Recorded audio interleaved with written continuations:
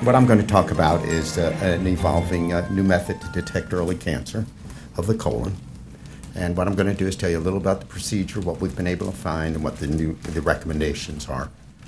Look at this problem. For colon cancer, 150,000 each year. It's the second leading cause of cancer deaths among men and women. Notice we've had some presentations directed toward men, some to women, but this is for all of you seated here. 50,000 deaths a year. That's the second highest. Now, the other thing is that we know that cancer of the colon arises over time from polyps. And the secret for us is to try and find these polyps. If we can find these polyps, it's been proven that we can save lives. Basically, using our methodology and our workstations, we can create the image, and that's where virtual colonoscopy comes from. Okay, so what we use is high-resolution CT.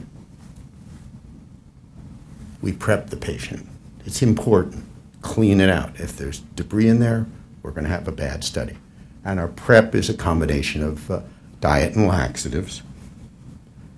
We then put you on the CT table, put a small tube, not bigger than my thumb, in the rectum. We inflate with air or CO2. And then we do use supine on your stomach or on your back. 2 studies, yes. And when we're finished, we then take the images to a very sophisticated workstation software so that we can create simulated 2D and 3D. And this actually is a simulated 3D type of image, so you get the feeling you're there, you're rolling through the colon. The prep is not nearly as onerous as that for colonoscopy if ever you've drunk a gallon of their stuff in preparation. Although this isn't it's got its drawbacks, but it's easy. It's not the greatest thing in the world, but you can do it. The results have been so spectacular that we've now made the New England Journal in September 2008. CT colonography is now recognized. What's our advantage? Better prep toleration than CT colon. Short time, on and off the table, 20 minutes. No sedation, not like a colonoscopy. You can be on your way, back to work, you don't lose a day. Much safer than colonoscopy, low risk.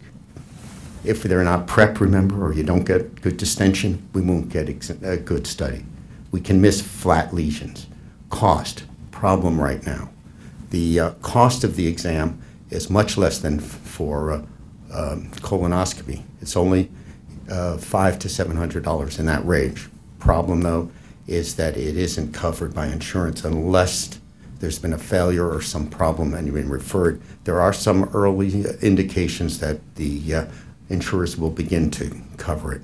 Now it's recommended by the American Cancer Society. In March of this year, it's been recognized that CT colonography is capable of screening. A multidisciplinary task force has approved it, and so I think it's something that you're increasingly going to see starting at age 50 for asymptomatic people, and it can be repeated at 5-year intervals.